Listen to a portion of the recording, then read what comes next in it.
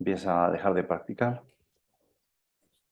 Empieza a dejar de practicar y pues no se sabe bien a bien, sus biógrafos no son precisos, si fue porque se enamoró de una muchacha o porque unos amigos lo retaron. El caso es que pues, se hizo novio de una muchacha, según entiendo, protestante. Y claro, pues eso lo separó de Dios. La mamá, pues eso, lloraba y lloraba, y un poco como las lágrimas de Santa Mónica, pues esa oración, esa súplica, lo regresó al Señor.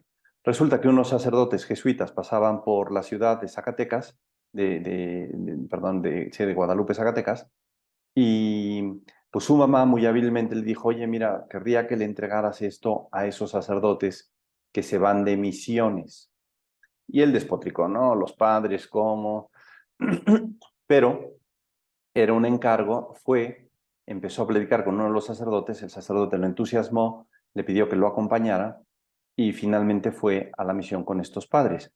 Estando por allá, pues se arrepintió de lo que había hecho y cómo pues, se estaba comportando y cómo se estaba apartando de Dios, dejando de ir a misa, etcétera. Y bueno, pues el sacerdote le dijo, mira, mándale una carta a tu mamá pidiéndole disculpas, mándale una carta a la novia diciéndole que pues se acabó todo y la cortas. Y claro, todo iba a salir muy bien, a excepción de que le mandó la carta de la novia a la mamá y la de la mamá a la novia.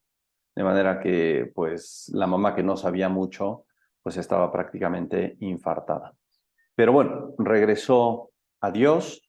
Un tiempo después entró, como digo ahí, a la Compañía de Jesús, cuando tenía 20 años. Un periodo de la historia de México, pues bastante difícil, se pueden ustedes imaginar. Estamos en 1911, de manera que, pues, las guerras y revoluciones en México, por más que se disfracen, pues siempre ha sido pues liberales contra católicos. Siempre se ha ido en contra de la religión, por más que se diga pues que son conservadores o liberales o lo que fuera, siempre hay un tinte anticristiano, anti la iglesia, anticatólico. Y por eso precisamente pues tuvo que abandonar el país al poco tiempo. Ingresó en la compañía, pero luego viajó, se fue primero a los Estados Unidos, por Los Ángeles, a un seminario de los jesuitas, y después viajó a Europa. En Europa estuvo un tiempo en Francia, en España, luego por misiones lo mandaron a Nicaragua, finalmente regresó a Europa y se ordenó en Bélgica el 31 de agosto de 1925 a la edad de 36 años. Yo entiendo que las preguntas serán al final, ¿no? Yo oiré comentarios, pero Sí, voy a seguir muy no, bien. es que creo que el audio no se escucha bien. ¿Se oye bien?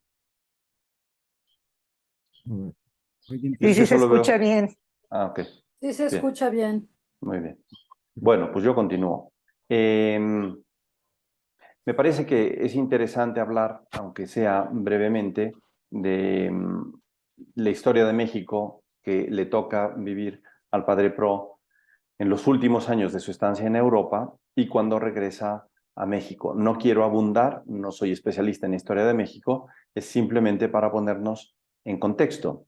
En 1857 se, digamos, publica una versión de la Constitución de México y resulta que 60 años después, o sea, en 1917, se revisa. En esa revisión se añadieron una serie de artículos totalmente anticatólicos. El sacerdote no podía, pues eso, vestir como sacerdote, no tenía personalidad, no podía votar ni ser votado, la religión en México debería de ser laica, etcétera, etcétera. En ese momento no pasó nada, precisamente porque no se exigió que se vivieran esos artículos, pero era una especie de bomba de tiempo porque no faltaría mucho para que se desencadenara, como de hecho sucedió, la persecución de la Iglesia en México. Digamos que las bases estaban sentadas para perseguir a la Iglesia. Por esas fechas, pues resulta que más de un personaje quiere ser presidente de México. Eso me parece que nos suena familiar. Siempre la ambición por el poder ha sido una cosa que crece en las personas. Y resulta que, insisto, brevemente, eh, tres señores viajan desde el noroeste del país a la Ciudad de México con el objeto de ser elegidos presidentes y eh, rotarse la presidencia. Viajar desde el norte de México hasta la Ciudad de México en aquel tiempo, pues la verdad es que daba para mucho tiempo que pensar. Y los tres pensaron que tres eran muchos. Claro, porque si yo tengo que ser presidente y luego tengo que dejar a los otros dos y luego me vuelve a tocar a mí, pues tengo que esperar muchos años. Entonces, el periodo presidencial era de 4 años, de manera que pues, si yo quiero volver a ser presidente, pues me toca dentro de 8. Eso yo creo que lo pensaron los tres y los dos más cuates dijeron, bueno, pues a este lo llenamos de plomo y aquí lo dejamos. Y efectivamente mataron a uno y llegaron dos. Los nombres son eh, Álvaro Obregón y eh, Plutarco Elías Calles. Bien, bueno, pues Plutarco Elías Calles llega a la presidencia de la República, perdón, Obregón, y es presidente por 4 años, del 1920 al 24. Durante su periodo no hay mayores contratiempos, digamos, para la vida del país con respecto a la práctica de la religión. Ya en el periodo de Calles, del 24 al 28, sí que se da un levantamiento. Creo que no podemos olvidar que las ideas de la Revolución Francesa, totalmente anticatólicas, pues fueron las que inspiraron las independencias de los países latinoamericanos.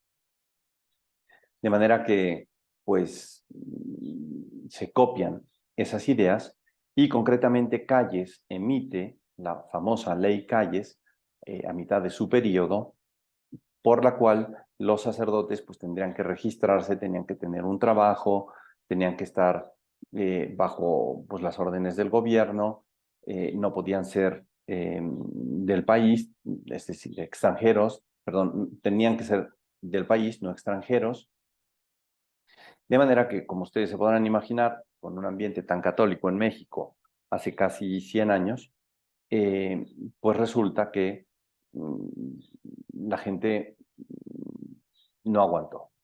No aguantó, hubo reacciones pacíficas, manifestaciones pacíficas para que pues, no se atacara de ese modo la libertad religiosa y hubo también manifestaciones bélicas, es decir, gente que fue a las armas, tomaron las armas.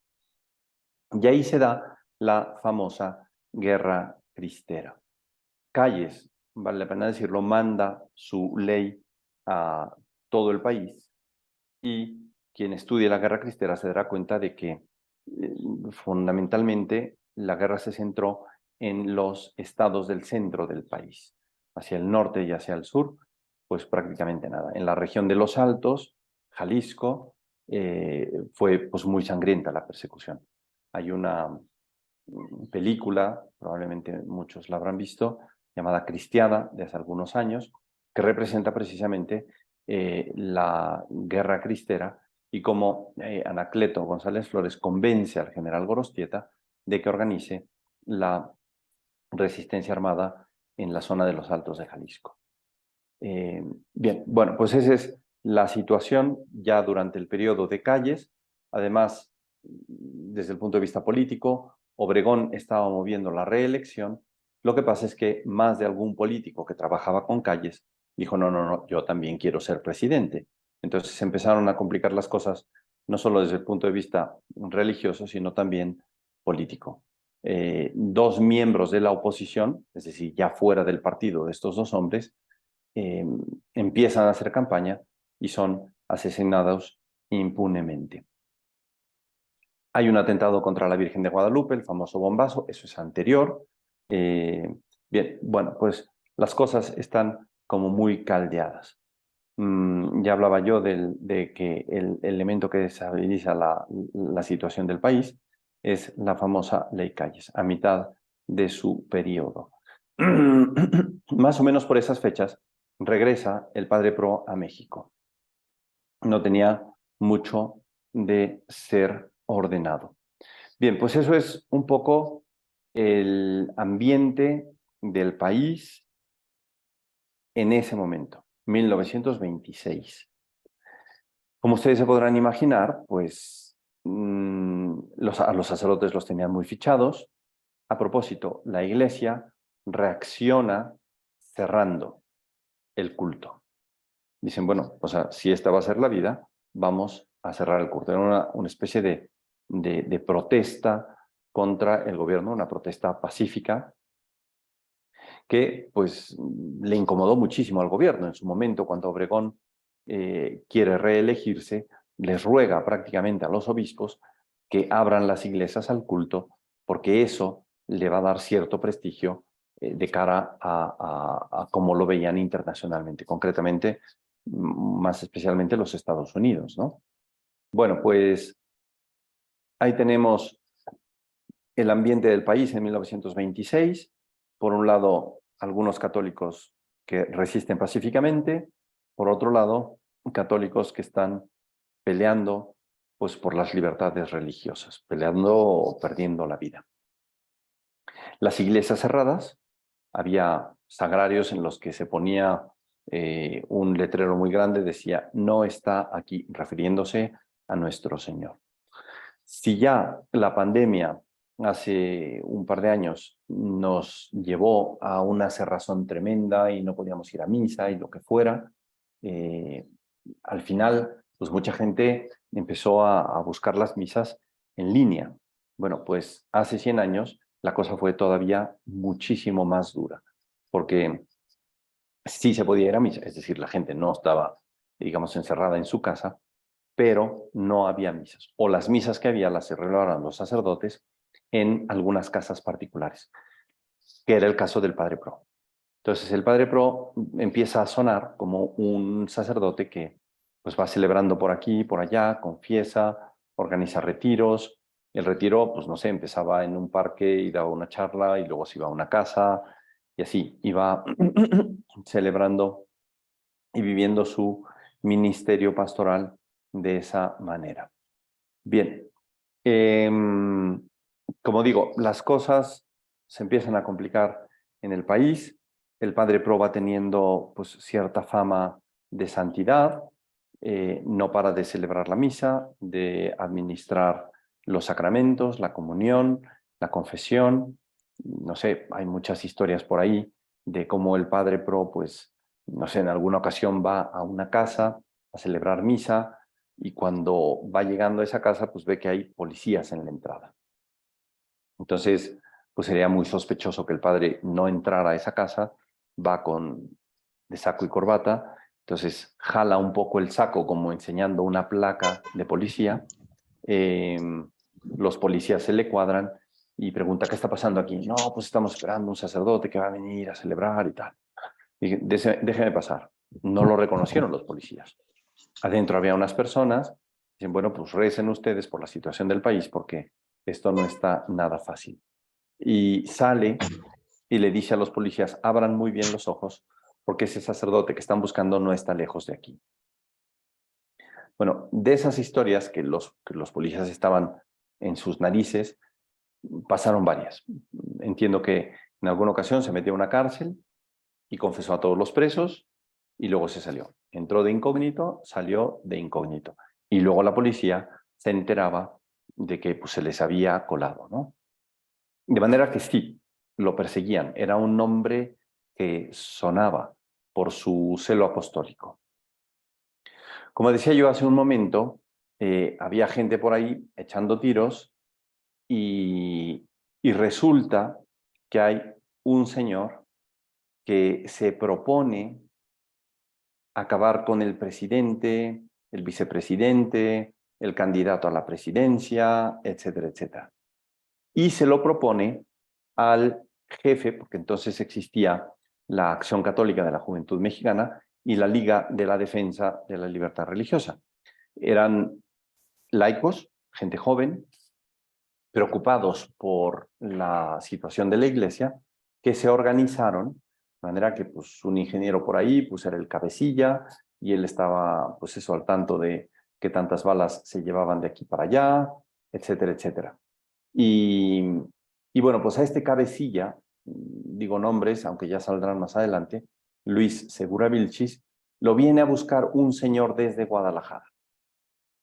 A propósito de esto, pues me enteré hace pocos años, porque escribí un libro que se llama precisamente El Padre Pro por el Padre Pro, y alguien me prestó un escrito inédito de este señor.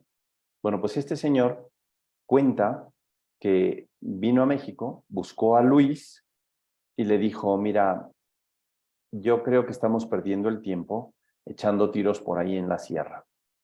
Y Luis le pregunta, ¿a qué te refieres? Y le dice, pues que yo creo que los de arriba, refiriéndose al presidente y una serie de políticos, le dijo, yo creo que los de arriba tienen que sentir el frío del cuchillo. El frío del cuchillo quería decir, pues matar a todas esas personas, ¿no? Luis desconfía de este hombre, no sabía si le estaban poniendo una trampa, no le hace mucho caso, y este señor cuenta que se regresa a Guadalajara un poco desilusionado de la reacción de Luis Segura Vilchis. Poco tiempo después de eso, Luis viaja a Guadalajara. Luis viaja a Guadalajara y ahí busca a este hombre y le dice, mira, yo creo que tú eres la persona que yo necesito. Y le pregunta, ¿a qué te refieres? Dice, pues que estoy decidido a acabar con los de arriba. Le dijo, ¿te puedes venir a México? Sí. Pues se viene a la Ciudad de México y aquí preparan unas bombas caseras con las cuales atentan contra la vida del general Obregón, como bien dice ahí, el 13 de noviembre de 1927.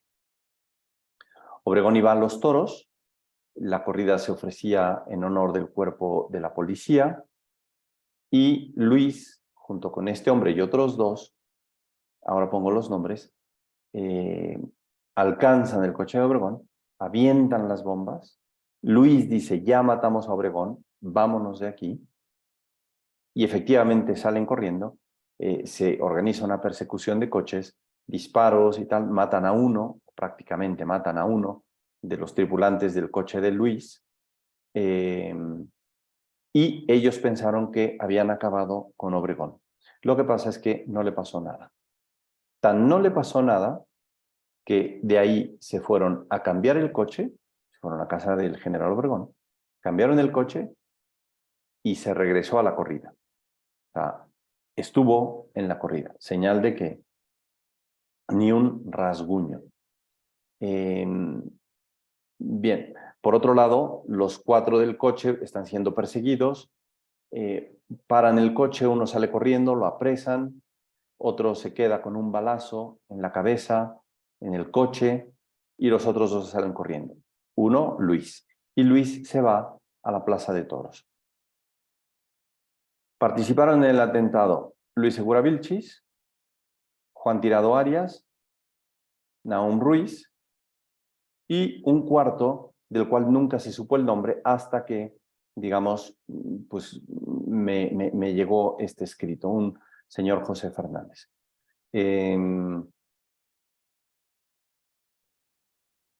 Perdón, me distraje. Bueno, pues decía que Luis se va a la Plaza de Toros y para su sorpresa se encuentra Obregón y muy decidido se va al general Obregón y le dice que está enterado del atentado que él sufrió, porque se comentó en las noticias, le dice que es una desgracia la vida del país, le da su tarjeta de presentación, y dice, pues mire, para lo que necesite, soy fulano de tal, y vamos a disfrutar de la corrida. Juan Tirado es un obrerito que los acompañaba, que sale corriendo en cuanto detienen el coche y lo atrapan. A ese sí lo atrapan y se lo llevan a la cárcel en ese momento. A Nahum es a quien le entra el balazo, le entra por la nuca y le sale por la frente. ¿Por qué digo cuál fue la trayectoria de la bala? Porque los periódicos de la época dicen que Nahum confesó que el autor del atentado había sido el padre Pro, cosa que no es cierto. Nahum probablemente ya no pudo hablar, con un balazo que te entra por la nuca y te sale por la frente, pues yo creo que ya no puedes hablar. Parece que estuvo en estado de coma unas cuantas horas o poco más de un día en el hospital. Pero claro, como era pues una de las personas que habían atrapado, querían que confesara. Como Juan no dijo nada, pues de Nahum inventaron la historia de que los Pro habrían tenido parte en el atentado. José, que era el chofer en ese momento, escribió este texto, como digo, que me llegó cuando escribí yo el libro, en el que dice que los Pro no tuvieron absolutamente nada que ver, que los únicos que conocieron del atentado fueron los 4 señores aquí citados. Bueno, pues entonces Luis se va a la Plaza de Toros, se identifica y desaparece. Unos días después vienen las pesquisas para detener a le llamaban entonces los dinamiteros, los autores del atentado dinamitero, de los bombazos contra Obregón. Y precisamente porque sospechan de Luis Segura Vilchis, la policía cuando quiere ser eficaz es muy eficaz, sospechan de Luis, van y lo detienen. Luis se escapa diciendo que como este señor había estado en la corrida de toros junto con Obregón y le dijo, mire, como usted puede constatar, yo estaba en la corrida el día del atentado. Si acaso, durante el atentado yo estaba haciendo cola para entrar a los toros. Y el jefe de la policía se la cree. Como dicen ahora, se la compra. Se la compra, se la cree y lo deja libre. Mientras tanto, la policía está buscando al padre Pro y a sus 2 hermanos, digamos, mayores. Decíamos que eran 11, muchos fallecieron. Buscan al padre Pro y a 2 hermanos suyos, queriendo culparlos del atentado. Finalmente los detienen. Ellos preguntan por qué los detienen. Les dicen que ellos son los culpables del atentado contra el general Obregón. Dicen que son totalmente inocentes, que nunca supieron de ese plan, pero los meten a la cárcel. Unos días después, esa es una página del Excelsior de aquel día, pues están en la cárcel. Ahí dice el titular, los autores del atentado dinamitero se hallan convictos y confesos del delito. Luis Segura Vilchis se entera de que atraparon a los Pro, que están en la cárcel. Y realmente con muchísima entereza, con mucha fortaleza, él mismo se va directamente a la jefatura de policía y dice, señores, aquí hay un error, los Pro son inocentes, quiero que queden libres, yo les puedo dar pruebas de dónde hice las bombas, dónde tengo el material que sobra, etcétera, etcétera. El jefe de la policía le dice, no, lo que pasa es que tú quieres que liberemos al sacerdote y ahora vienes con una historia de este estilo. Ya te detuve yo hace unos días y saliste inocente porque efectivamente eres inocente. En fin, da todo tipo de pruebas y la policía, pues que se le entregue uno en plan gratuito, pues lo acepta, ¿no? Y por eso, pues ponen las fotos, el de la izquierda arriba es Luis Segura Vilchis, a la derecha la foto chiquita es Juan Tirado Arias y la foto grande es el Padre Pro. Abajo del Padre Pro están Obregón, bueno, ya no se ve muy bien ahí, yo creo que también Plutarco Elías Calles, que en fin, pues quieren que el país escarmiente, le van a dar un escarmiento al país, por lo menos ese es su interés. El Padre Pro y sus hermanos dan unas declaraciones muy sencillas, muy breves, dicen que son inocentes, que no tenían idea del atentado. Luis sí atestigua, yo soy el que planeó todo, y pide que se haga justicia. Hombre, lo que uno podía haber esperado en ese momento es que se abriera un juicio, se abriera una investigación. Y a raíz de ese juicio, pues acusar con todo el rigor de la ley, y no solo acusar, y sino penalizar con el rigor de la ley al culpable o a los culpables. Lo que pasa es que no se hizo juicio. El jefe de la jefatura de policía, Roberto Cruz, no había yo dicho su nombre, hace un expediente en el que explica que, pues eso, los autores del atentado, como dice el titular, son fulano, sutano, perengano y sin más, punto. Ese expediente, que yo sepa, va a dar a la presidencia. En una entrevista que leí por ahí, que también incluyo en mi libro, parece ser que Roberto Cruz está sentado frente a Plutarco Elías Calles y le da el expediente. Plutarco baja la vista, lee con detenimiento, levanta la vista, se dirige a Roberto Cruz y le dice, culpables, ¿no?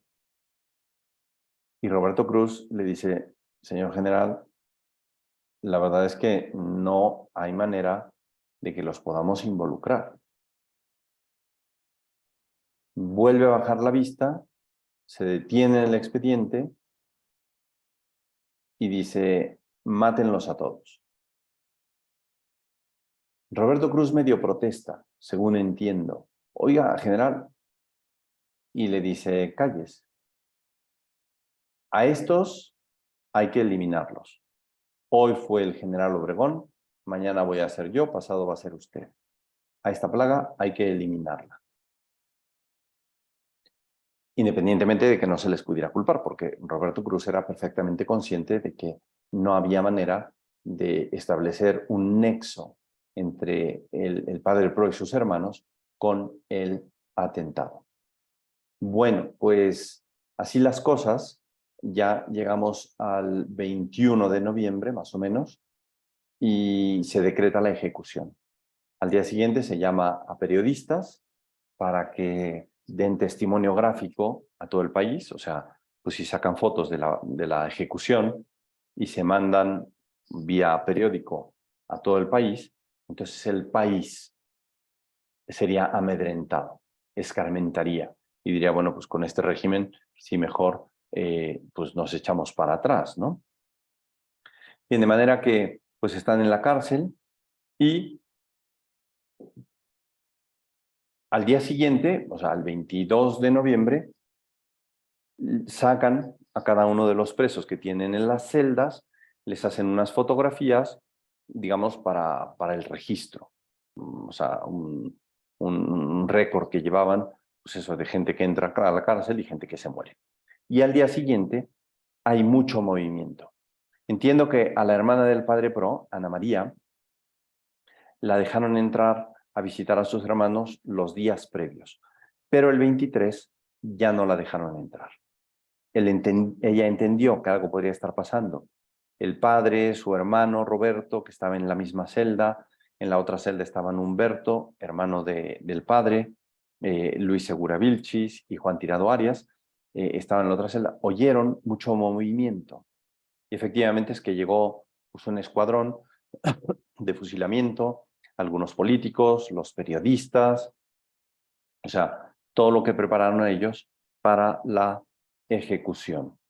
Bien, pues de manera que baja Roberto Cruz, que es el que se cabeza en la jefatura de policía, y dice, Miguel Agustín, para afuera.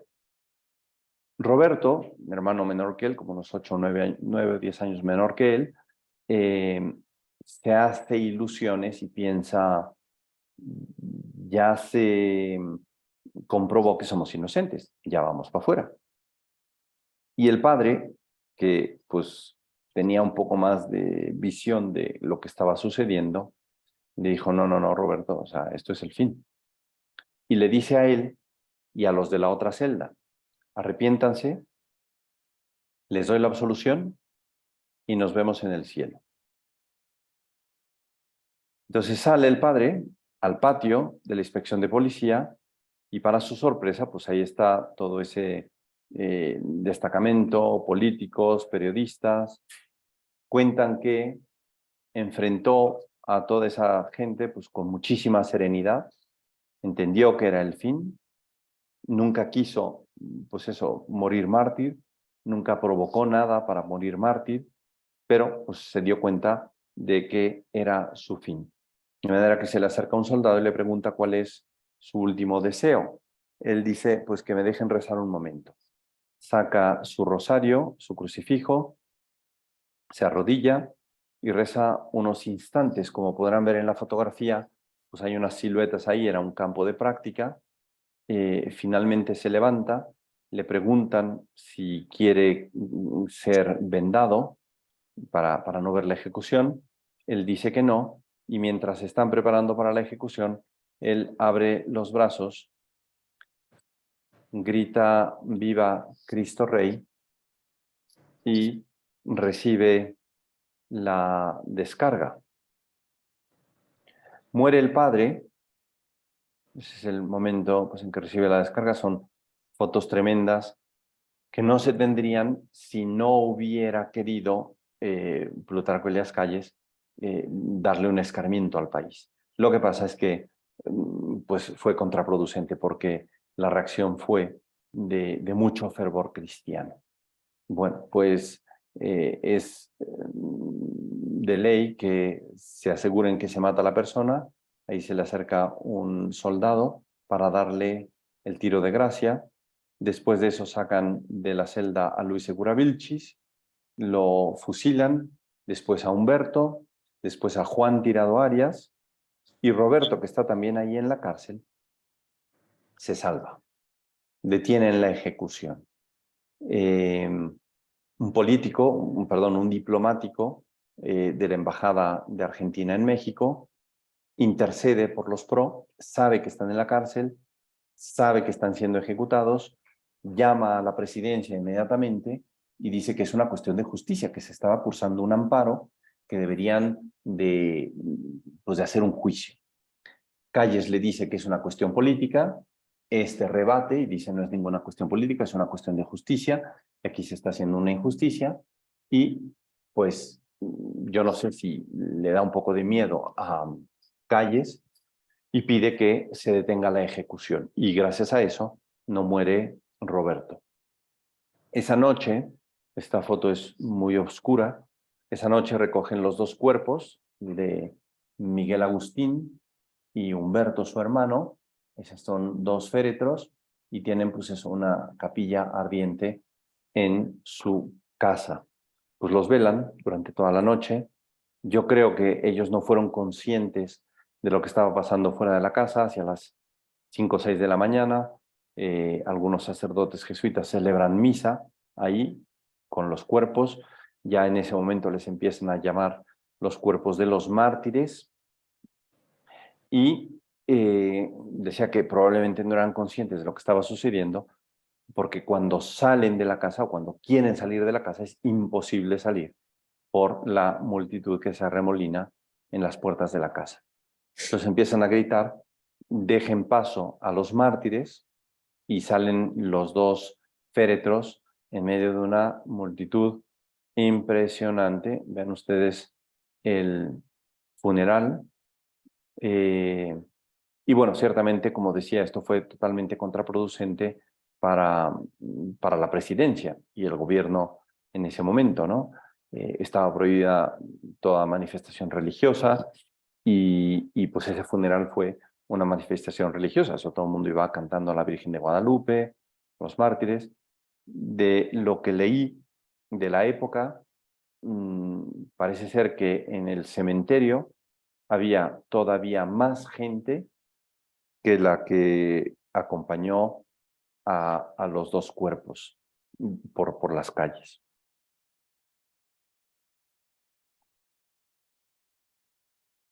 Fue beatificado por Juan Pablo II, solo Miguel Agustín, el padre. En la familia pues siempre hemos pensado que Humberto fue tan mártir como Miguel Agustín, murieron por la misma causa, por odio a la fe, por siendo inocentes, se les cometió una injusticia. Lo que pasa es que pues nunca ha habido proceso para Humberto. Bueno, pues la ceremonia de beatificación fue una ceremonia muy emotiva. Gracias a Dios por ahí pudimos estar, mis papás, la familia, saludar al Papa. Fue una cosa, pues eso, muy impresionante. Con el tiempo, después de la beatificación, pues se sacaron los restos del Padre Pro, que estaba en una cripta de los jesuitas, se los llevaron a la iglesia de la Sagrada Familia, que está, pues eso, en la zona rosa de la Ciudad de México, cerca de la glorieta de Insurgentes. Ahí está, pues eso, un arca de plata con una foto del Padre. Bueno, a mí me pidieron que, pues eso, hablara durante 45 minutos, me parece que es ese tiempo el que he hablado. La verdad es que si alguno quisiera hacer preguntas, pues yo con todo gusto estoy aquí pues para responderlas. Héctor José levantó la mano. Si quieres hacer la pregunta, por favor.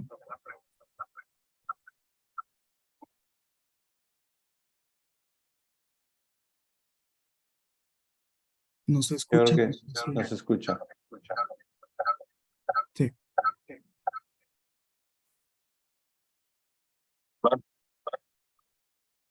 Listo.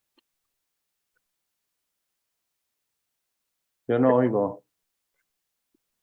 Ah, no se escucha otra vez.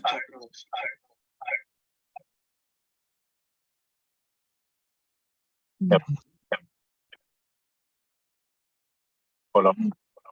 Listo. ¿Cómo están? Buenas tardes. Buenas tardes.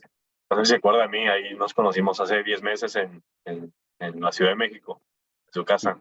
Y creo que por eso estamos teniendo esta reunión, ¿no?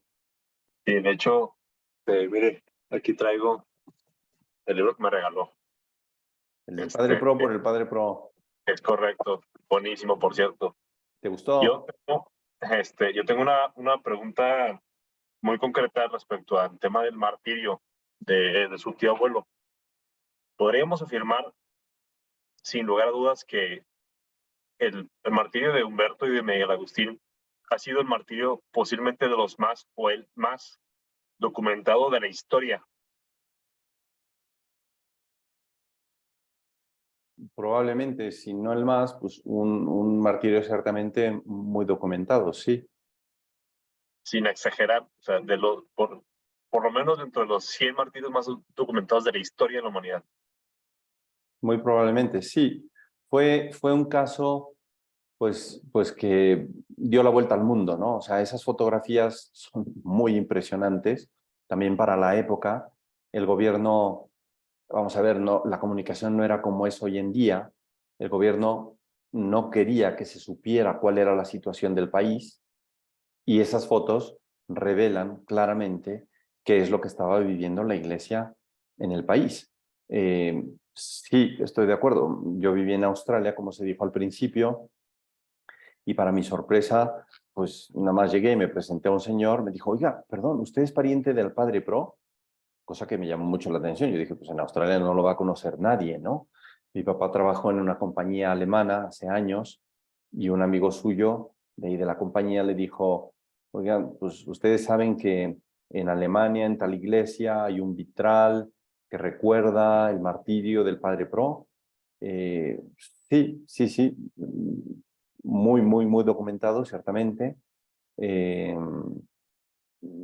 y muy extendido, más de lo que yo hubiera pensado. No sé si tu pregunta era solo esa o iba a algo más. O, de hecho, no fue a razón de que nos conociéramos usted y yo, sino desde antes.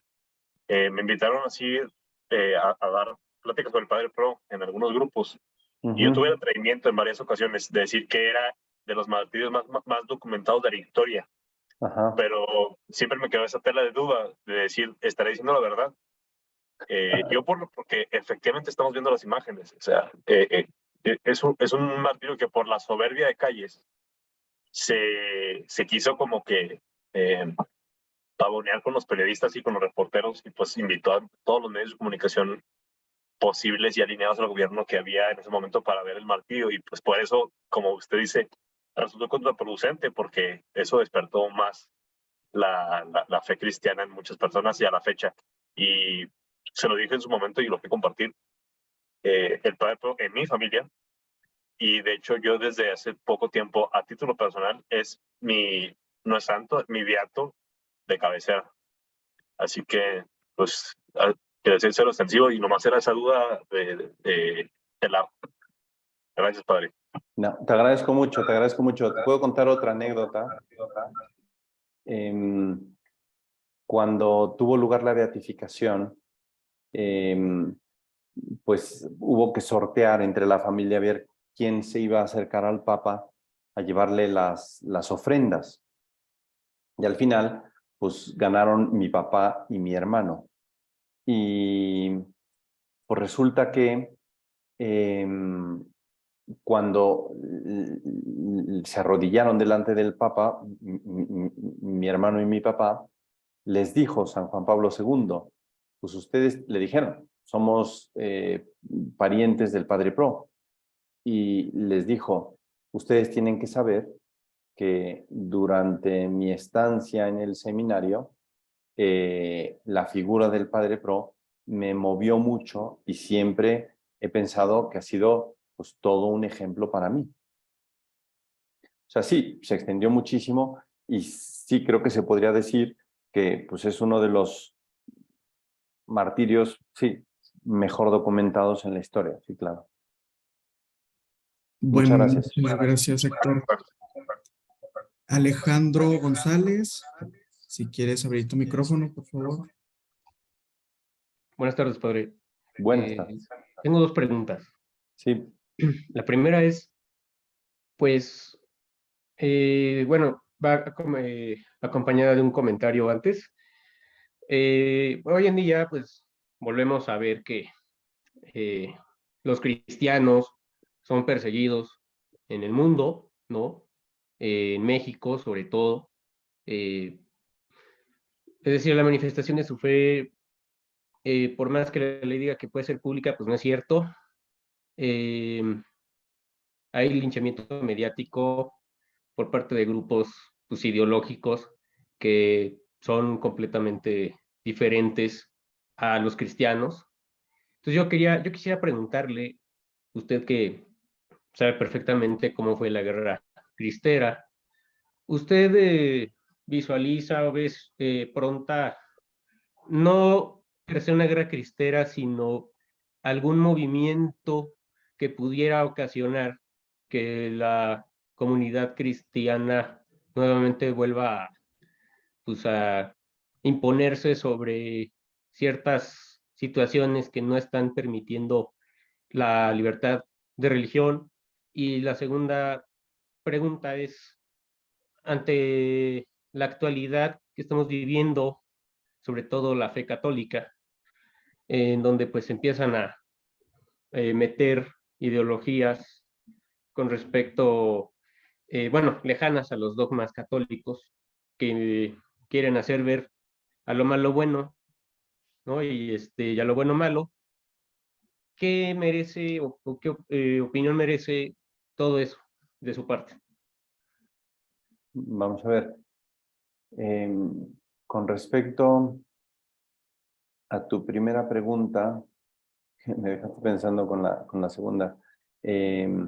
No, no quiero ser negativo, no quiero ser pesimista, pero no creo que se pudiera llegar a dar una especie de guerra o levantamiento por parte de los católicos para, pues, exigir derechos.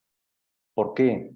Y me puedo equivocar, ¿no? Pero ¿por qué lo digo? Pues porque desafortunadamente el fervor por la religión hoy en día no es el de hace 100 años. Es probable que los que estemos ahorita reunidos en este Zoom, pues seamos católicos practicantes y pensemos que, pues, este es un poco el ambiente de México. Yo no voy a hacer ahorita una encuesta, pero yo creo que muchos se sorprenderían si les digo que el porcentaje de católicos que practica en México está alrededor del 15%. Eso quiere decir que de 100 mexicanos, 85 son bastante indiferentes. 85, digamos que son o tibios o fríos con respecto a la religión. Insisto, no quiero ni ser pesimista y además ni criticar a nadie, ¿no? Pero el dato objetivo es ese. Hay mucha gente que no practica, que no, digamos, defiende su propia vida espiritual. Quienes se aventuraron en la guerra cristera, pues hombre, yo podría decir que era gente que en general rezaba y mucho. No sé, concretamente Humberto, mi tío, hermano del padre Pro, pues era un hombre de rosario, de misa diaria, muy piadoso, muy virtuoso, un joven, pues eso, profesionista, pero de misa diaria, ¿no? Hoy en día, pues no hay mucho católico por ahí de misa diaria. Y como digo, pues tal vez un 15% de misa dominical semanal. Y así nos vamos a misa dominical mensual, pues sí, ya sube un poco el promedio, ¿no? Pero yo creo que, y esto también es estrategia del demonio, o sea, el demonio se ha empeñado y ha quedado muy claro que si él va un poco por la violencia, pierde. Si en cambio enfría el ambiente del catolicismo, gana más. E insisto, en ese sentido, pues es un poco lo que ha hecho, y no solo en México, sino a nivel mundial. Y con eso engarzo en tu segunda pregunta, que no especificó, digamos, ideologías, ¿no? Pero entiendo más o menos a qué te refieres. El ambiente religioso mundial, hablando desde el punto de vista del catolicismo, es muy frío. En su momento, el catolicismo fue la religión más extendida en el mundo, ahorita ya no lo es. Y esos datos o ese número, o sea, del número de católicos total, hay que, pues, ver cuántos practican bien a bien. Entonces, yo creo que, pues, por hablar claramente, pues porque la batalla que estamos librando es entre la gracia y el demonio, o el demonio y los ángeles, lo que tú quieras, como lo quieras poner, pues sí ha ganado mucho terreno. Hay mucha gente que desafortunadamente está muy desorientada, precisamente por lo que el demonio ha conseguido, muy desorientada. Yo creo que, pues, esto solo lo para Dios nuestro Señor, ¿no? No sé si eso responde. Sí, justo, bueno, le pregunté en el chat también, que si cree entonces que en el futuro pues sea el Islam el que tome el lugar de la religión católica. Bueno, el Islam no sé si te refieres a mayoría en cuestión de números. No lo sé, no lo sé. Yo tengo una esperanza muy especial, medio secreto, pero aquí deja de ser secreto porque hay más de 100 personas, pero bueno. Yo creo que la Santísima Virgen pues acabará cambiando al mundo. ¿Por qué lo digo? Porque el musulmán, queramos que no, honra a la Virgen. Tiene a nuestro Señor Jesucristo como un profeta más, pero honra a la Virgen. Una vez un amigo me decía, él fue a la Tierra Santa, entonces me decía, padre, ya ve que yo soy bien despistado, ¿no? Pues entonces entramos a una iglesia y luego pues yo fui el último en salir y siempre era yo el último y todo el mundo en el camión me decía verdaderamente, no te mires.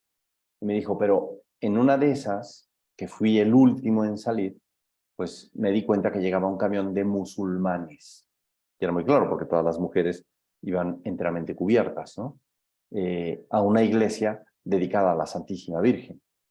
Entonces, honran de algún modo a la Santísima Virgen. Entonces, yo no sé, quiero tener la esperanza, y esto no sé cuándo sucederá, ya Dios sabe más, de que pues, en algún momento los musulmanes se convertirán en masa. Pero no podría abundar más, ¿no? Muy bien. Muchas gracias, padre. Gracias. Aprovechando un poquito más las preguntas que nos han hecho, nos pregunta el padre Carlos Enrique. Dice que es sacerdote de la diócesis de Nezahualcóyotl. Dice, la pregunta es... Oye, perdón, yo no sé si tienes más de un dispositivo porque hace un eco muy raro.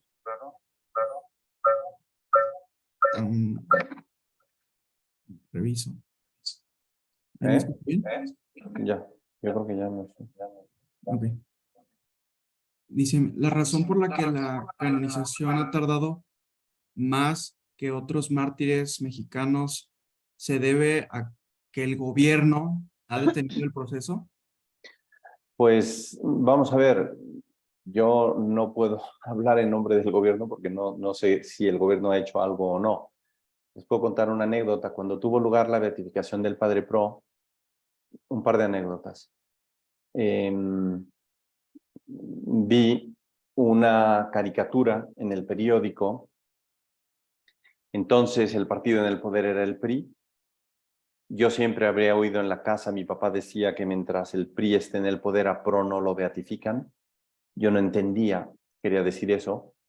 Mientras el PRI esté en el poder, al PRO no lo beatifican. No sabía. Pero, pues sí, parece ser que había alguna cuestión política por la cual el gobierno detenía. Y decía que cuando venía la beatificación, vi una caricatura en el periódico, estaba el presidente y atrás de él el logo del PRI, ¿no? PRI. Y venía un guante a darle una cachetada al presidente y el guante decía PRO. Como diciendo, bueno, pues primero le pegó PRI al PRO en el 27 y ahora le va a pegar PRO al PRI. Yo creo que, pues sí, ha habido cuestión del gobierno. Otra anécdota. Entiendo que en alguno de los viajes de Juan Pablo II a México, él quiso que la beatificación fuera aquí en México.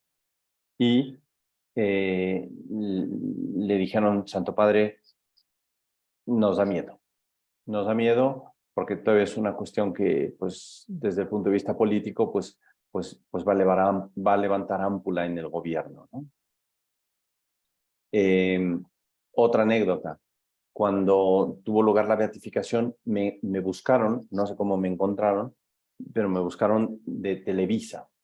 Entonces, de repente una llamada perdida en mi oficina donde yo trabajaba, yo todavía no me ordenaba sacerdote, el ingeniero Pro, sí, oiga, fíjese que le hablamos de Televisa, queremos una entrevista porque en unos días va a ser la beatificación del Padre Pro en Roma. Dije, pues con todo gusto. Le dije, aunque yo creo que quien le puede dar mejor información es mi papá, que es sobrino directo del Padre Pro. Dijo, mire, ya lo encontré a usted, me costó mucho trabajo encontrarlo, pues ya con usted. Ah, pues órale, pues. Me dijo en un par de días. Y 2 días después no me llamó. La ceremonia se iba a transmitir desde Roma por televisión y supe que hubo una llamada de la presidencia para cancelar la transmisión de la beatificación. Entonces, yo creo que sí se podría decir que desafortunadamente sí ha intervenido el gobierno. Muy bien, muchas gracias. ¿Alguien que tenga otra pregunta? Bueno. Pues veo un comentario de que las tías de Lucilín vivían en Guadalupe, Zacatecas.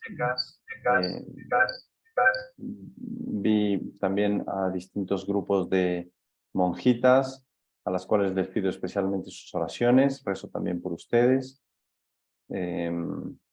Yundra Morales tiene una pregunta. Buenas noches. Buenas noches. Hola, padre, ¿cómo están? Me Bien, presento, gracias.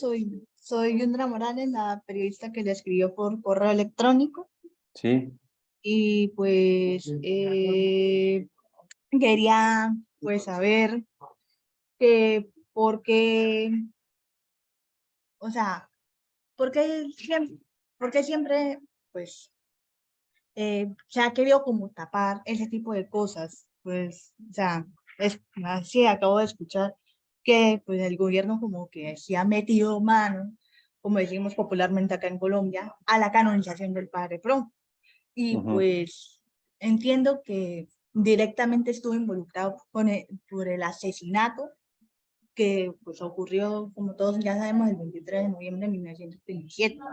Entonces, esto pues también va directamente a Humberto Pro, que por qué no le comienzan su proceso de beatificación y canonización. ya. No es nada fácil, ¿eh? No es nada fácil. Los procesos requieren, pues eso, mucha ayuda económica. En cierto sentido, habría que juntar más pruebas de las que se tienen. No sé si en algún momento tendré la posibilidad de yo mismo seguir el proceso, pero de lo que me he informado, no es nada fácil. Se tiene que hacer una biografía más o menos completa, se tienen muy pocos datos. Tal vez eso facilita la biografía, pues porque como no se tiene más, pues bueno, pues es esto y se le martirizó. Y luego, pues hay que hacer una investigación acerca de pues, testimonios que pueda haber, gráficos de personas que hayan escrito algo, buscar, pues, qué sé yo, sus estudios o sus récords, o sea, más que nada la investigación no es fácil, ¿no? Y bueno, la verdad es que en la casa, pues, en la casa me refiero a la familia, ¿no? Siempre querríamos, pero no es nada sencillo. No sé si eso responde, pero pues sí. Y tengo otra pregunta, padre. Dime. Pues se dicen muchas, o sea, hay como partes de la biografía del padre Pro que yo en lo personal siento incompletas. Por ejemplo, cuando usted decía que se dice que él tuvo una noviecita protestante. Yo siento eso. Es que la pregunta es si en verdad todavía hacen faltan datos importantes de la vida del padre Miguel Agustín. Mira, hay distintas biografías. Yo creo que la más completa, para mi gusto no fácil de leer, es la del padre Antonio Dragón, que fue compañero del padre Pro, y yo creo que pues inmediatamente en cuanto murió escribió su biografía. Yo me basé mucho en esa biografía para escribir mi libro este que se comentaba hace un momento, ¿no? No sé si se apreciará, El Padre Pro por el Padre Pro. Esta es una biografía que yo escribí y pues pongo algunos datos familiares que conocíamos nosotros que no había yo visto escritos.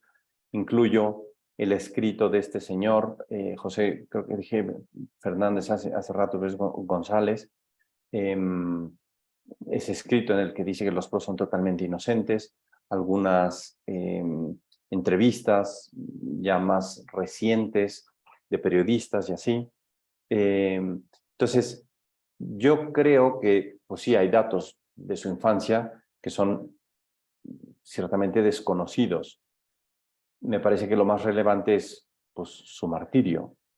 Y ese, pues está eso testimoniado incluso gráficamente. Yo creo que es muy difícil conseguir absolutamente todos los datos de una persona, y más hoy en día, ¿no? Esto pues, fue hace casi 100 años. Por eso digo que lo más completo fue lo del padre Dragón. Y hay algunas cosas pues, que sí permanecieron inciertas, ¿no? El caso de la novia, pero pues es totalmente intrascendente, diría yo, ¿no?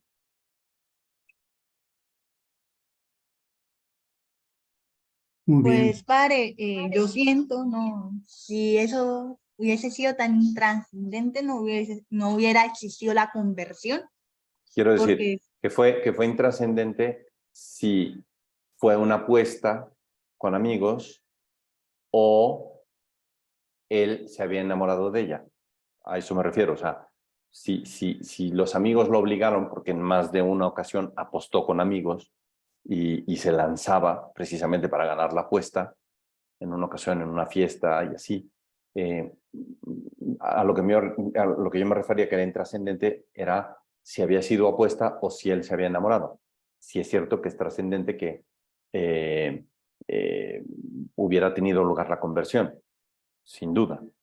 Pero, o sea, algunos datos de esos son inciertos, y me refiero a intrascendente en tanto que no cambian la sustancia de lo que conocemos, ¿no?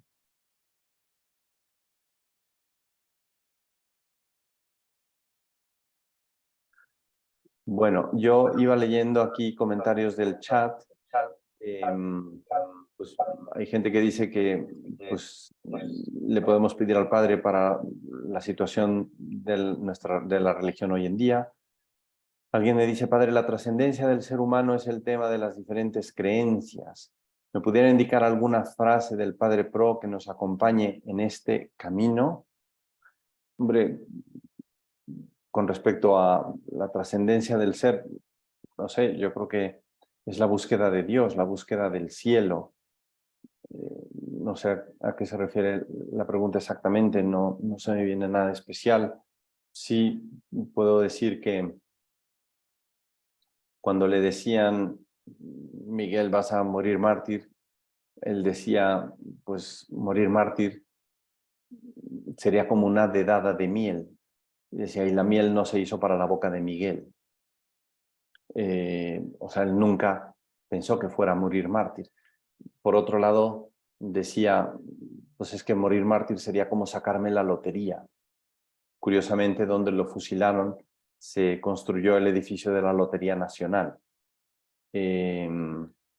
Bueno, y luego estas cosas a propósito del gobierno que decíamos hace un momento, ¿no? El día de la beatificación del Padre Pro, pues resulta que fue el cumpleaños de Plutarco Elías Calles, ¿no? O sea, como diciendo, bueno, pues muy bien, aquí, ahí te va, ¿no? O sea, una broma del Padre Pro. Pero no sé, yo creo que, digo, más que frase, se me ocurre pensar que hemos de vivir de cara a la eternidad. O sea, la eternidad nos va a llegar en cualquier momento. O sea, yo puedo salir de aquí, me pueden atropellar y ahí me quedo, ¿no? El tiempo es corto. El tiempo, no sabemos cuánto tiempo tenemos. San Agustín decía, Dios no te ha prometido el día de mañana, aunque sí te ha prometido su perdón. Entonces, pues de cara a la trascendencia de la persona humana, yo diría, vamos a vivir confesados, porque Dios me promete su perdón, pero no me promete el día de mañana. Si hoy vivo, pues eso, arrepentido de mis pecados y me confieso, pues es la mejor vida que creo yo podría llevar, ¿no? Me preguntan qué tan cierto es. Perdón. Hay una pregunta de Paulina Hernández en el chat. Dice, padre, ¿ha habido alguna iniciativa de reconocer al beato Agustín Pro formalmente como una víctima del Estado por motivos de discriminación religiosa?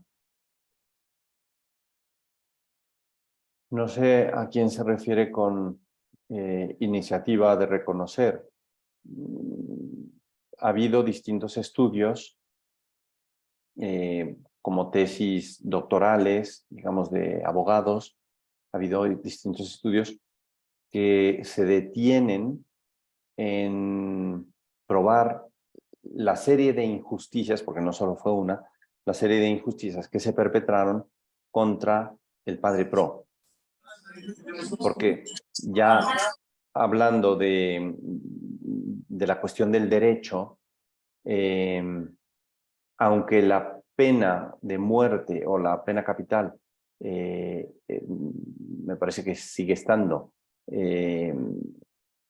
permitida en México, o sea, se puede llegar a dar, aunque sigue siendo así, no se dieron las condiciones para decretar la pena de muerte, ni siquiera de Luis Segura Vilchis. O sea, Luis reconoció su culpa y él planeó el atentado, pero ni siquiera él se merecía la pena de muerte. ¿Por qué? Porque la ley dice que se permite la pena de muerte a una persona que haya cometido homicidio. Y Luis no cometió homicidio, tanto menos los hermanos Pro, ¿no? Entonces, más que iniciativa, insisto, de reconocer al beato Agustín Pro, ha habido una serie de estudios que prueban la injusticia, o las injusticias, insisto, que se cometieron en el caso del fusilamiento del padre. Ya si alguien más, por otro lado, no lo sé, creo que pues la declaración de la Iglesia como mártir, pues de alguna manera como que resella su inocencia, ¿no? Mercedes Cortina, ¿quieres hacer la pregunta? Sí. Ay, buenas noches, padre. Buenas noches. Padre nuestro que estás en el cielo, santificado sea tu nombre, venga tu reino. Hágase tu voluntad en la tierra como en el cielo. Danos hoy nuestro pan de cada día, perdona nuestras ofensas como también nosotros Perdón, perdonamos. alguien está... ¿Pueden apagar los micrófonos? Gracias. Padre, buenas noches. Me Buenas presento noches. Mercedes Cortina Borja. Pues bueno, yo nada más para comentarle que desde mis bisabuelos hemos sido feligreses de la Sagrada Familia, donde está el Padre Pro. Hemos tenido, bueno, toda la formación de los jesuitas y pues sí, es un honor y me siento muy orgullosa pues de eso, de ser parte de esta parroquia del Padre Pro, que lo tengo diario en mi parroquia. Y pues bueno, invitarlos a que visiten al Padre Pro en la Sagrada Familia, visiten el museo que está a un lado de la Sagrada Familia. Y pues eso, no perder ese entusiasmo que siempre tuvo el Padre Pro, ese espíritu que tenía con esa alegría y las bromas, y pedirle a Dios nuestro Señor eso, ¿no? Que nos dé la paz en México, las vocaciones y que sigamos fieles hasta el final, ¿no? Entonces, pues me siento muy orgullosa de ser parte. Y también como anécdota, padre, pues desde mis abuelos, mi mamá, mis tíos nos contaron que alguna vez, sí, el Padre Pro en casa de mis abuelos maternos, del licenciado Manuel Borja, notario, hubo una misa con el Padre Pro. Entonces, pues me siento muy orgullosa y parte de esto, ¿no, padre? Entonces, pues nada. Muchas gracias. No, gracias a usted. Gracias. Buenas noches a todos y gracias, Buenas padre. noches. Aquí leo de la comunidad de misioneras hijas de la Purísima Virgen María, pues eso, pidiendo por su intercesión, bendiciones. Dice, la Madre Luz Pro perteneció a nuestra congregación. Efectivamente, soy consciente, hace unos meses, pues exhumamos los restos de mi tía, y los depositamos en la Sagrada Familia. En la familia pues pensaron qué vamos a hacer, qué vamos a hacer. Yo dije, bueno, pues aquí está el padre, pues vamos a traerlos para acá. Estamos detrás de los restos de Humberto. Los he buscado, yo no sé si los encontraré. Me gustaría que estuvieran también en la Sagrada Familia, porque es un mártir junto con su hermano. Pero bueno, pues les agradezco el mensaje. Jorge, Alguien me preguntaba, perdón, alguien me preguntaba cuál es la editorial de mi libro. Lo escribí, perdón, pero lo escribí porque el padre Pro inició una repartición de despensas hace casi 100 años. Entonces, pues dije, bueno, voy a escribir el libro y lo que se recaude de la venta del libro puede ser para las despensas, porque las despensas se siguen teniendo. O sea, ahora mis papás y mis hermanos continúan con esa distribución de despensas precisamente allá abajo, donde está el Museo del Padre Pro, en la Sagrada Familia. Mes tras mes, pues eso, dan un buen número de despensas. Entonces, bueno, pues lo tengo yo, se lo puedo hacer llegar si le preguntan a Roberto, pues por el grupo. En algún momento decidí ponerlo en Amazon. También lo pueden encontrar en Amazon la versión electrónica. Y ese dinero, insisto, es para pues, las despensas del Padre Pro. Perdón, Jorge, preguntabas. Sí, padre, buenas tardes. Buenas tardes. Nada más un poco, digo, viendo que la vida de su tío, abuelo, pues hace 100 años se podía difundir poco por todo lo que, aparte, por un lado está todo ya documentado, como decía, ¿no? Entonces, ¿por qué no volver a echar a volar ahora con tantas redes sociales y esto y buscar la canonización, ¿no? Yo creo que si nos ponemos ahí un poco el ejercicio, que no es fácil, pero tampoco imposible, y si ese es un buen reto, porque creo que es un buen momento por lo que se está viviendo en el mundo y en México, no hay nada fácil y menos ahora como se está viviendo, pero creo que podría ser un buen reto. Yo creo que aquí hay muchos que pudieran ahí empujar. Yo me apunto también, obviamente. Te agradezco muchísimo. Lo que pasa es que la canonización requiere simplemente la comprobación de un milagro. O sea, una vez que se ha dado todo el proceso de beatificación, que es lo más complicado, pues una biografía muy extensa, probar heroicidad de virtudes, etcétera, etcétera. Una vez que aquello se prueba, se puede proceder a la beatificación. Una vez que se beatifica, la Iglesia espera un milagro probado para declarar que es santo.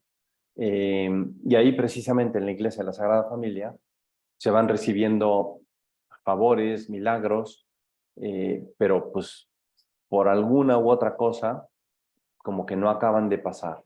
Hay una persona ahí que quiero mucho que trabaja ahí, Carla, está siempre pues al tanto, ¿no? Y le llegan noticias y las va mandando. Pero ahorita lo que se necesita es un milagro comprobado. Muchas veces dicen que el milagro es que los doctores firmen, ¿no? Que efectivamente se dio el milagro, ¿no?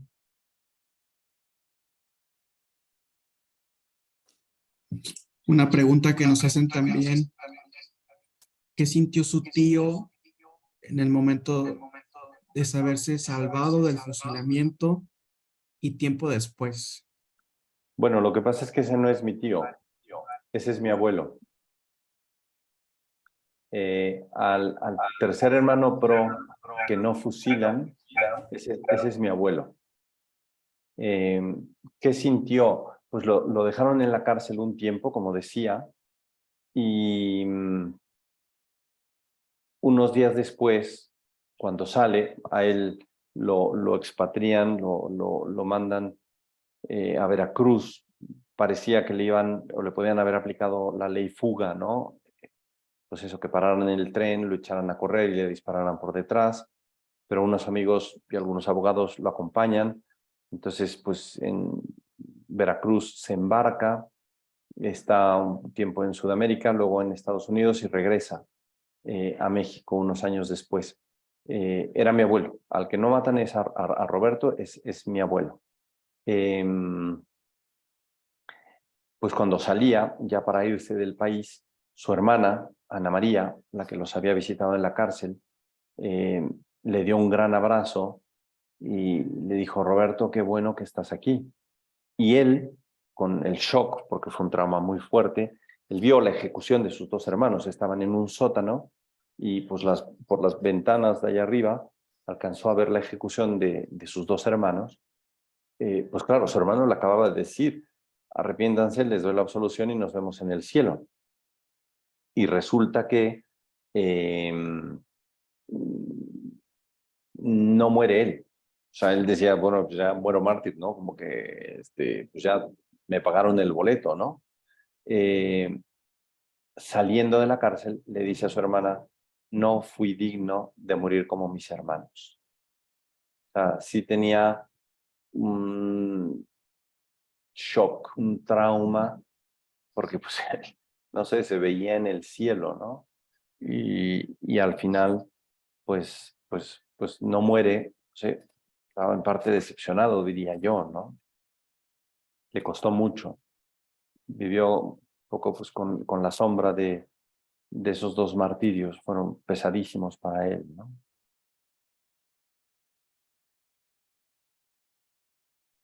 ¿Alguien más que tenga una pregunta?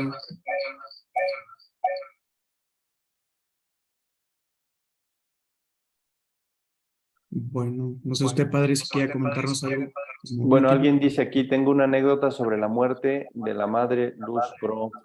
Si nos la cuentan, les agradeceré.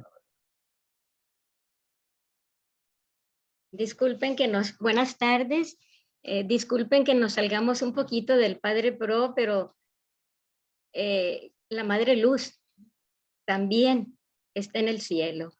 Resulta que yo vivía en Aguascalientes con la Madre Julia. El día que ella falleció, la Madre Julia se estaba levantando, ya estaba muy enferma, se estaba levantando como a las 3 de la mañana y 4 de la mañana, y le dice a la hermana Luz, a la que la cuidaba, le dice: hermana, recuérdeme que a esta hora yo encomendé a una hermana a bien morir. Y ya, la Madre Julia siguió arreglándose, terminó, y apenas cogía sus muletas para bajar por la escalera cuando suena el teléfono diciendo que había fallecido la Madre Luz, exactamente a la hora en que la Madre Julia sintió pues ese momento, esa presencia, porque la Madre Julia como que sentía la presencia de las hermanas cuando se morían. Entonces ella la encomendó a Dios. Wow. Y para mí pues fue una dicha, ¿verdad? El oír de la propia Madre Julia esa experiencia, de nuestra fundadora de la congregación. En 1900, parece que fue como 1968 por ahí. No sé exactamente. Sí. Sí, Sí, yo leí el acta, 68 me parece que fue. Sí, no recuerdo el día, pero sí recuerdo ese hecho, ese momento. Entonces para nosotros también es una alegría saber que tenemos una santa en el cielo. Pues gracias a Dios. Padre. Le agradezco mucho, ¿eh? Gracias. Muchas gracias. Padre. Muchas gracias. Y hay otra, y yo tengo otra anécdota del Padre Pro. A ver. Cuando trasladaron sus restos, yo no lo viví, es otra hermana que también es religiosa. Cuando trasladaron sus restos de donde dice usted que estaban antes a la Sagrada Familia, había una como procesión que llevaban los restos. Y dicen que mi hermana me comenta que se detuvo el féret o la cajita donde llevaban los restos, se detuvo en el lugar donde es la Lotería Nacional, parece que es donde lo martirizaron. Ahí lo fusilaron, sí. Y dice mi hermana, ella lo vio, dice que estaban ahí rezando en ese momento y que de repente sintieron como que disminuyó la luz y voltearon al cielo y había una danza del cielo. Digo, el sol estaba cambiando de lugar. Dice, nosotros lo vimos. Claro que no hay no hay evidencia, ¿verdad? Pero en el momento mi hermana lo platica, vive todavía, ella vive en el Estado de México. Wow. Y mi hermana lo platica, dice, todo mundo nos quedamos asombrados viendo el cielo. Entonces, y yo también tengo otra. Fui a Estados Unidos porque una de mis hermanas estaba muy grave. ¿Cómo se dice? La entrada a Estados Unidos estaba cerrada todavía por la frontera, por lo del COVID. Todavía no abrían, que iban a abrir como 4 días después. Entonces nosotros llegamos a donde estaba una cola inmensa. Todo mundo, mi hermana, y en México, en Amanalco, cerca de Valle de Bravo, estaban pidiéndole al padre Pro que nos dejaran entrar. Y porque sabía ella que mi hermana estaba delicada y que no había paso. Entonces nosotros, una de mis hermanas, llegamos a una cola inmensa como de 3, 4 cuadras y nos paramos detrás de la fila y llega una persona que yo soy segura que era el padre Pro. Llega y me dice, ustedes no se van a detener aquí, ustedes caminen hasta donde termina la fila, hay una puerta amarilla y ahí las van a dejar entrar, les van a dar el permiso.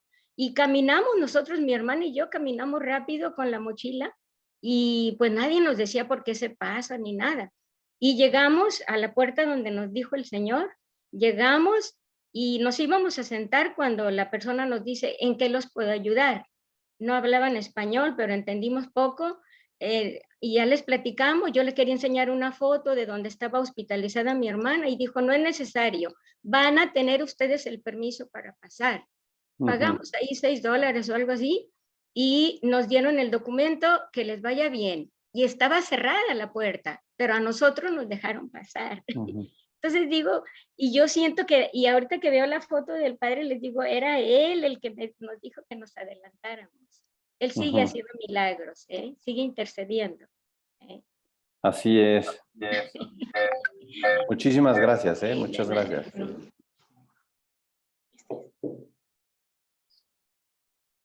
Como última pregunta, aquí está Hugo Robles. Sí, muchas gracias, Roberto. Hola, padre, mucho gusto. Hola, buenas noches. Hugo Robles, crecí muy cerca de la casa donde nació el padre Pro, de hecho, unos cuantos, 3 kilómetros más o menos, en Zacatecas. Esta es una pregunta, comentario. Me imagino que usted está al tanto de que quien da la primera comunión al padre Pro es otro santo mártir de la cristiada, el padre Correa Magallanes. Mi pregunta sería ahorita no recuerdo el dato exacto de si fue el mismo padre Magallanes quien le dio el bautismo a su abuelo, porque sé que se lo dio a Humberto. Tengo yo las fotografías del archivo firmadas por el padre Magallanes, que era el capellán de Concepción del Oro, y bueno, pues si le interesan las fotografías, las tengo a la mano.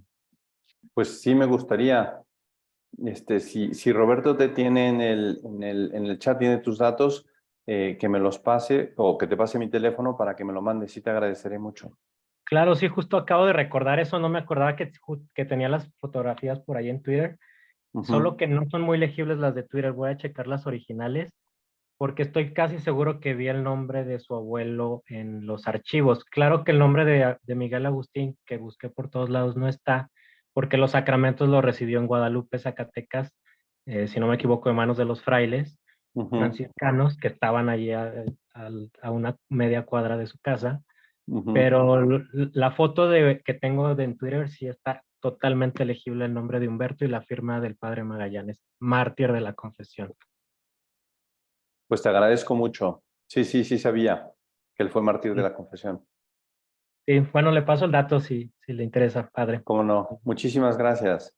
Él dijo, padre, yo quiero preguntar si va a quedar grabado. Sí, la tiene grabada Roberto. Lo que pasa es que no puedo estar ahorita porque estaba en otra reunión, pero me interesa mucho. Pues sí, Roberto se las puede hacer. Si gustan, en el chat puse mi correo. Ahí si gustan mandarme un correo y con mucho gusto se los comparto. Muchas gracias, yo mandaré mi correo. Bueno, ya para finalizar, agradecemos a todos su reunión. Para nosotros es muy importante y también agradecemos mucho al padre Humberto Pro por Muchas contarnos gracias. un poco de esta historia. Con mucho gusto les voy a dejar mi correo. Les voy a poner aquí.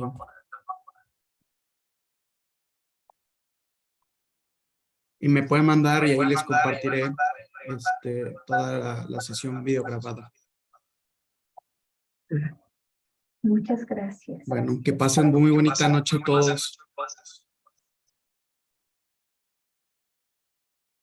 Muchas gracias, Roberto. Hasta luego. Gracias. Hasta luego. Que les vaya Gracias, muy bien. Padre Pro. Gracias. De nada, Gracias, con todo padre. gusto. Que les vaya muy bien. Muchas gracias, Dios lo padre. bendiga.